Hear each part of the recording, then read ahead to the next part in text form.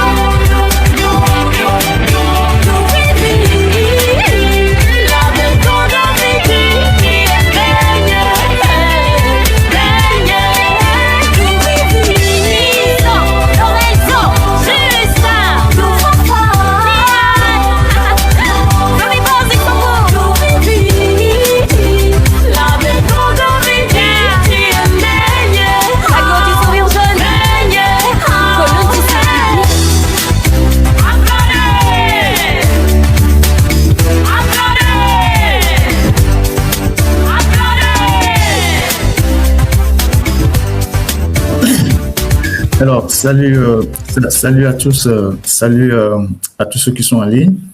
Je vous prie d'aller vous abonner massivement sur le TikTok de notre sœur Esseni et sur sa page TikTok et son compte ou sa chaîne YouTube.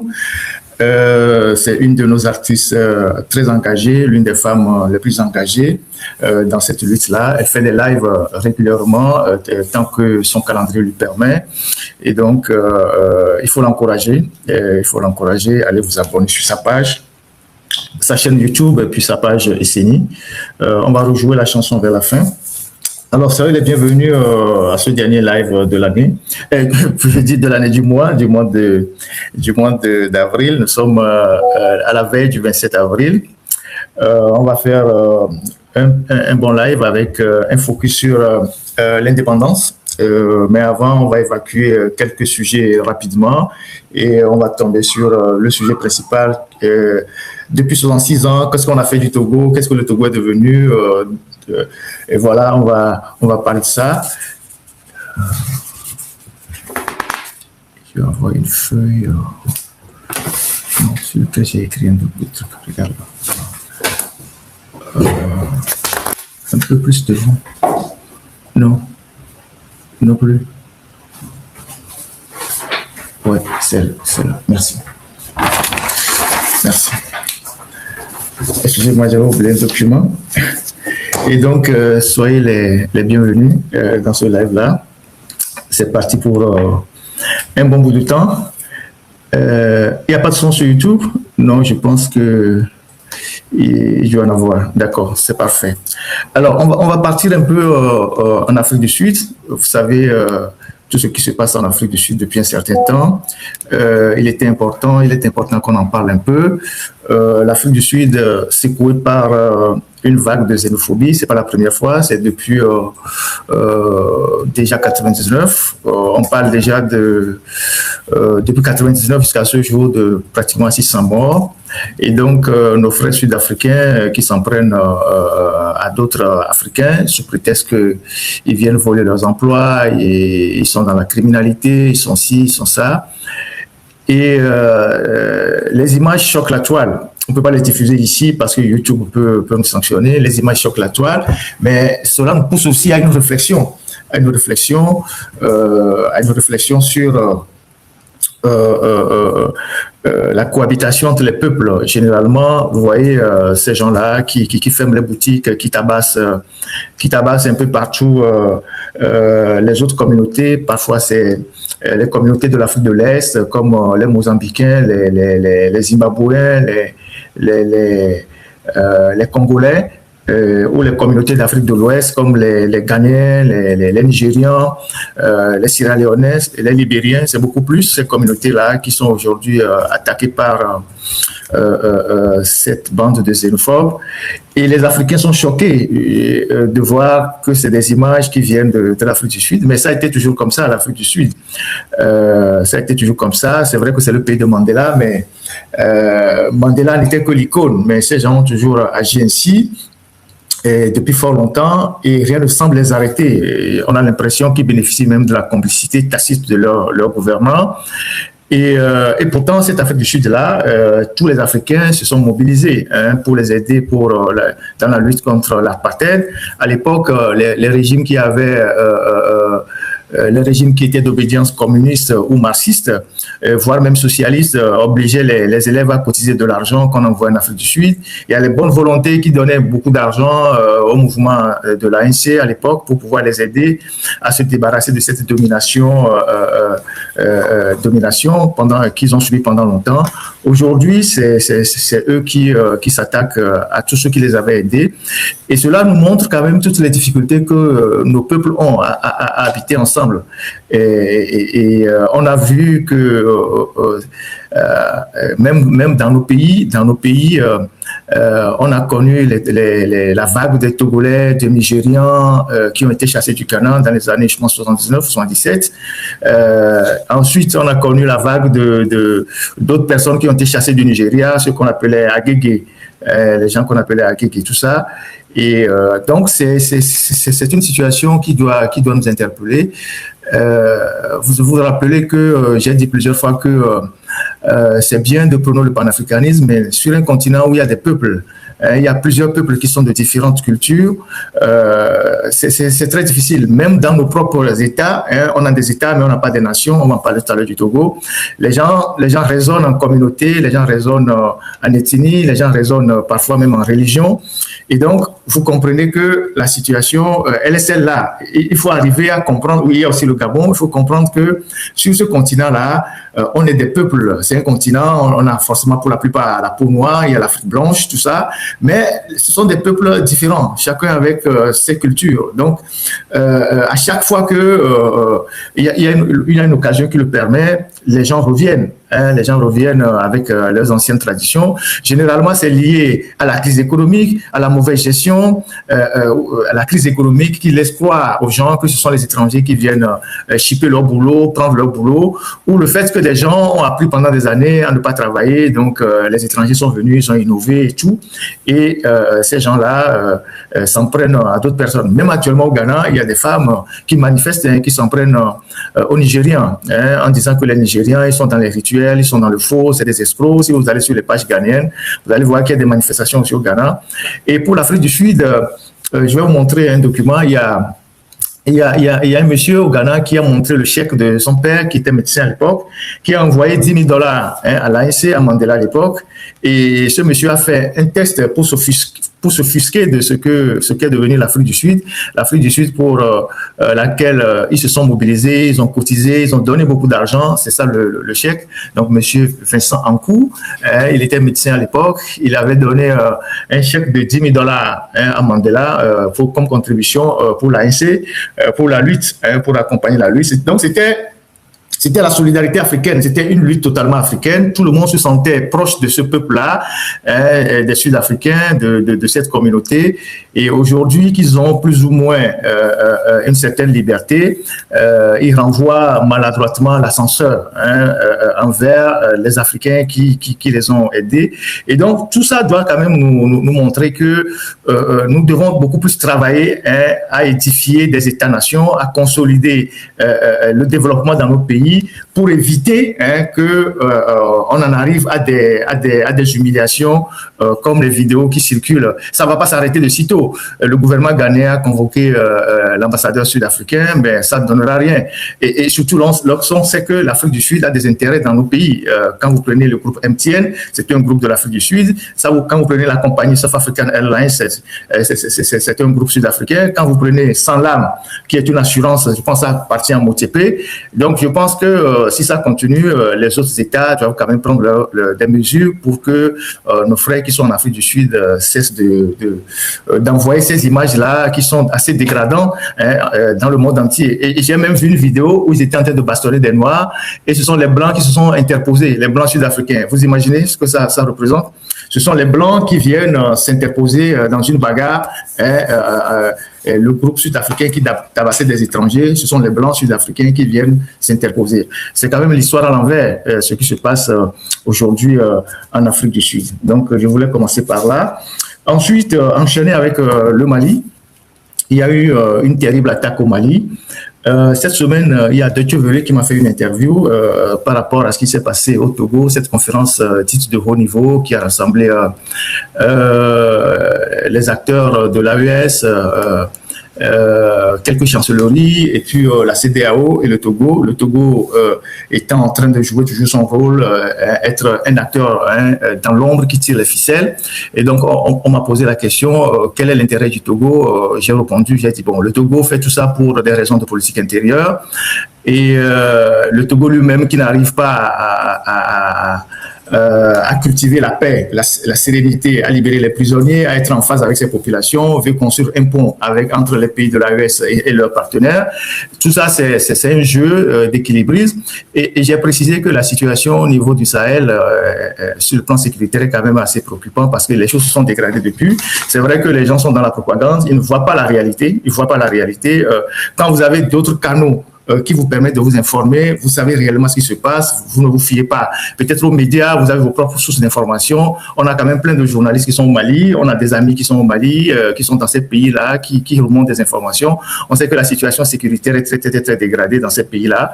Et patatras, il y a eu cette attaque coordonnée de ces groupes-là, le Front de libération de l'Azawad et le groupe lié à Al-Qaïda, dans plusieurs villes, avec, selon les informations, le ministre de la Défense qui est décédé avec toute sa famille, et puis certains officiers aussi qui ont trouvé la mort. Et là, on voit aussi, on a vu ce matin les troupes russes de l'Africa Corps en train de quitter Kidal parce qu'ils ont été encerclés par les rebelles. Ils ne pouvaient pas se défendre. Il n'y avait pas moyen de se défendre. Ils ont dû négocier un couloir pour pouvoir s'extirper de la ville. C'est des images assez fortes. Hein. Ils sont venus pour aider les Maliens. Ils ont été encerclés aujourd'hui. Ils ont négocié un couloir pour s'extraire de la ville. Et les rebelles ont imposé à ce qu'ils n'emportent pas le matériel. Ils ont pris juste le nécessaire. Quand on voit ces camions-là quitter Kidal, c'est tout un symbole de cet échec sécuritaire. Et cela peut avoir des répercussions chez nous. C'est pour ça que j'en parle, en fait. Cela peut avoir des répercussions chez nous parce que le régime togolais a fait de l'AES son cheval de bataille. Il s'appuie sur l'AES. C'est eux qui tirent les ficelles. Vous avez vu la conférence qui s'est tenue à Lomé, les à côté de cette conférence-là, tout ce qui s'est passé, qui vous montre que c'est le régime togolais qui est au cœur de tout ça. J'avais dit ça, les gens me sont tombés dessus par le passé. Je me suis prononcé par rapport aux fameux panafricains qui sont des escrocs, parce que à l'époque, je vous disais que il y a les vrais panafricains, il y a ceux qui croient au panafricanisme, qui sont moins bruyants, il y a des intellectuels, il y a l'élite, il y a des gens qui travaillent, mais qui ne sont pas dans le bruit. Mais les panafricains des temps modernes, là, c'est comme les nouveaux conquistadors. La plupart sont des escrocs, c'est des gens qui cherchent à vivre, c'est des gens qui cherchent à monnayer une idéologie pour gagner de l'argent. Et c'est eux qui crient le plus fort, c'est eux qui font du bruit, c'est eux qui passent partout avec la casquette de panafricain. Et voilà, on voit bien que les masques sont en train de tomber avec ce qui on voit que les masques sont en train de tomber. À l'époque, quand j'avais dit ça, il y a des Togolais qui sont tombés sur moi, qui m'ont insulté. Voilà, on est des vendus et tout ça. Et pourtant, on était en train juste d'attirer leur attention sur cette escroquerie-là. C'était une escroquerie que les gens se sont emparés d'une idéologie à des fins d'escroquerie. Et donc, pour eux, c'était le meilleur moyen d'aller dans les palais présidentiels, de gagner de l'argent, de se faire recevoir dans les aéroports, de descendre dans les grands hôtels, 5 étoiles et tout ça, et d'avoir des moyens. Et ces gens-là, il ne fallait pas mettre assez de temps pour les détecter. Et bizarrement, les Togolais détectent les faux à la dernière minute. Et donc, ces gens-là, tout le monde les voyait. Nous qui avons eu le courage de les dénoncer, certains Togolais sont tombés sur nous, nous ont insultés, ont raconté des histoires. Aujourd'hui, ces Togolais-là, maintenant qu'il y a eu des retournements de veste, les gens ne savent plus quoi dire. Et donc, l'actualité dans cette région-là, ça va évoluer avec le Bénin aussi, avec tout ce que vous savez sur le Bénin. Le coup d'État au Bénin aussi n'a pas fini de révéler tous ses secrets. Il y a certainement d'autres informations qui vont sortir et on verra bien parce que là, on parle de Tigri qui serait chez nous. Je pense que je l'avais dit, il doit être dans une villa Kakaveli. Il semble qu'il a quelques ennuis de santé. C'est comme dans la mafia, hein, on t'utilise et quand on sait que les informations peuvent sortir après, on peut te liquider et t'effacer. Donc, on n'est pas au bout des révélations sur ce qui s'est passé au Bénin il y a quelques mois. Donc, on va suivre tout ça. Voilà, c'est ce que j'ai voulu dire pour commencer. Deuxième chose. Il y a 2 semaines, on a fait une émission où j'ai parlé de cette affaire. Là, on revient sur le Togo. Et quand j'ai parlé de cette affaire, le lendemain, le lundi, il y a eu un conseil d'administration très houleux parce qu'il y avait beaucoup de gens dans le conseil d'administration, ce qui est d'ailleurs bizarre, qui n'avaient pas ces informations qu'on a données, qui n'avaient pas d'informations qu'on a données. Et donc, il y a eu plusieurs réunions. Celui qui a fui à Anéron avec les 60 millions, on ne l'a pas encore retrouvé. Il a été remplacé par un autre il y a quelques jours. Et puis, au niveau de Davier, c'est toujours la queue là, avec les motos. On va voir les images et les vidéos. Voilà les motos au péage de Davier. C'est quand même assez curieux que dans notre pays, on oblige les motocyclistes à payer au péage. Et donc, vous voyez ces motos-là, certains sont des émigrants. Donc, autant de fois que tu passes le péage, il faut que tu payes 50 francs. C'est pas normal. Et les gens payent et d'autres volent. Vous voyez, des gens payent, d'autres volent. Ici, nous sommes à Davier. Donc, voilà comment les motos s'alignent tout le temps, on perd le temps aux gens. Je ne comprends pas pourquoi les motocyclistes doivent payer au péage. Je ne comprends pas. Je n'ai toujours pas compris. Donc, les gens qui vivent juste de l'autre côté du péage, ils ne peuvent pas venir faire des courses de ce côté et retourner à la maison. Il faut qu'ils payent au péage. C'est inconcevable. Ces péages-là, on doit les déplacer. On doit les renvoyer un peu plus loin. Normalement, le péage de Davier doit être à la sortie de Thiévier, parce qu'on sait que la sortie de Thiévier, il n'y a plus d'agglomération, il n'y a plus une ville. Donc, vous allez rentrer dans la ville de Thiévier, vous payez de l'autre côté. Et donc, jusqu'à arriver à Lomé, vous ne payez plus. Le péage d'Akepe qu'ils ont mis là-bas, c'est une erreur. Il faut la mettre peut-être après Mouepé, en allant vers Badja. Et donc, parce que les péages, tels que vous les voyez, ça empêche même le développement de ces quartiers, de ces zones. Puisque celui qui a des terrains derrière le péage, il ne peut pas construire, il ne peut pas s'installer. Parce que s'il doit payer chaque jour 500 ou 1000 francs aller-retour, et au bout d'un mois, il paye 30 000 francs pour le péage, il ne peut pas circuler. Donc, les péages ne peuvent pas devenir un frein à la libre circulation des citoyens dans un pays. Donc, ces péages-là, il faut les renvoyer hors des agglomérations. Le péage de Davier, il faut l'envoyer après Thiévier. Après Thiévier, à l'entrée de la ville. Le péage de Mouepé, il faut l'envoyer sur la route après Mouepé. Oui, après Mouepé. Celui qui vient de Palimé, avant de rentrer dans Mouepé, il paie le péage. Après, il est libre. Vous imaginez que ceux qui sont à Képé, ceux qui sont à Zanguera et qui sont à Képé, ils ne peuvent pas construire, les gens des terrains, ils ne peuvent pas s'installer. Ils ne peuvent pas s'installer parce que s'ils s'installent de l'autre côté du péage, puisqu'il n'y a pas de faveur pour eux, chaque jour, ils doivent payer avant de traverser le péage pour aller au boulot. Donc, les gens ont acheté des terrains, des parcelles. Ces parcelles sont abandonnées pour le moment. Les gens ne peuvent pas s'installer. Donc, à un moment donné, il faut une réflexion d'ensemble pour dégager les péages et favoriser un développement endogène de ces quartiers-là. Le péage de Davier, c'est une erreur. Peut-être que quand on l'a mis, cette zone n'était pas encore aussi développée. Maintenant que les gens s'installent de part et d'autre, il faut dégager le péage pour que ceux qui sont après le péage ne voient pas au péage un frein pour leur circulation. Et pareil pour Akepe. Et puis pareil pour, je ne sais pas, c'est Aveta où ils ont mis un autre péage vers Aveta. C'est pareil. À Néro aussi, c'est pareil. On ne peut pas avoir des péages qui deviennent des instruments d'apartheid dans une même ville, dans un même quartier. Ça n'a aucun sens. Et en plus de ça, il y a des gens qui bouffent l'argent du péage. Et le directeur est là depuis des années. Il est devenu très riche. Personne ne le remplace. Le conseil d'administration est là. Personne ne fait rien. Je pense que c'est une réflexion qu'il faut faire. Normalement, les syndicats, tous ceux qui sont représentés dans cette histoire de conseil d'administration doivent faire une réflexion pour amener l'État à repousser ces péages-là hors des villes, hors des agglomérations. Ça n'a aucun sens que celui qui vit au-delà du péage, celui qui vit... On me dit qu'à Mango, les motos ne paient pas de péage. Donc, il y a certains endroits au Togo, donc c'est quand même curieux. Donc, il y a certains endroits au Togo où la loi s'applique pour certains, elle ne s'applique pas pour d'autres. Là, on me dit dans les commentaires qu'à Mango, les motos ne paient pas de péage. Donc, la loi qui s'applique à Lomé ne s'applique pas à Mango. C'est comme les histoires de bourrets ou de motos sans casque. Vous arrivez à Kara, ceux qui sont à Kara, ils vendent du boulet, ils sont autorisés à vendre du boulet, la police ne leur fait rien, la gendarmerie ne leur fait rien. Les gens à Kara roulent avec des motos sans casque. C'est comme là-bas, c'est un autre territoire. Les gens qui sont à Kara, ils roulent sans casque. On ne les arrête pas. Les gens vendent du boulet à Kara, on ne les arrête pas. Mais quand vous vendez du boulet à Lomé, on vous pourchasse, on vous arrête. Quand vous roulez sans casque à Lomé, on vous pourchasse, on vous arrête. Donc, le pays, on ne peut pas avoir un pays avec des lois qui sont appliquées comme si on était dans un buffet où chacun choisit son menu. Ça n'a pas de sens. Donc, il faut revoir cette question de péage, des péages qui sont dans la ville, qui sont dans l'agglomération et qui empêchent un certain nombre d'activités dans certains quartiers. Donc, c'est important. Délestage, voilà. Le délestage, voilà, maintenant c'est de plus en plus dur. J'en parlerai quand on va aborder la question de l'indépendance. Voilà, aujourd'hui, tout le monde se plaint. Personne n'explique rien à personne.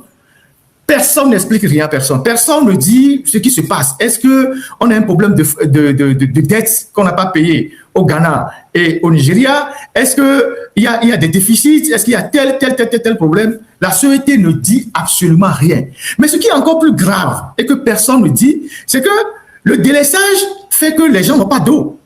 Puisque s'il n'y a pas de courant, s'il n'y a pas d'électricité, il ne peut pas avoir de l'eau. beaucoup de Togolais sont, comment on appelle ça, au forage. Donc, c'est le forage, c'est l'électricité qui permet aux machines de forage de travailler. Donc, il y a aussi pénurie d'eau dans les quartiers. Parce qu'il y a délestage, il y a pénurie d'eau, les pompes sont à sec. Et la société ne dit rien. Et les factures arrivent. Et les factures arrivent encore plus salées qu'avant. Et là, le Ghana vient aujourd'hui, on vient de lire que le Ghana vient de suspendre provisoirement ses exportations vers les voisins parce qu'il y a eu un incendie à la centrale de la Kosombo qui a endommagé beaucoup de choses.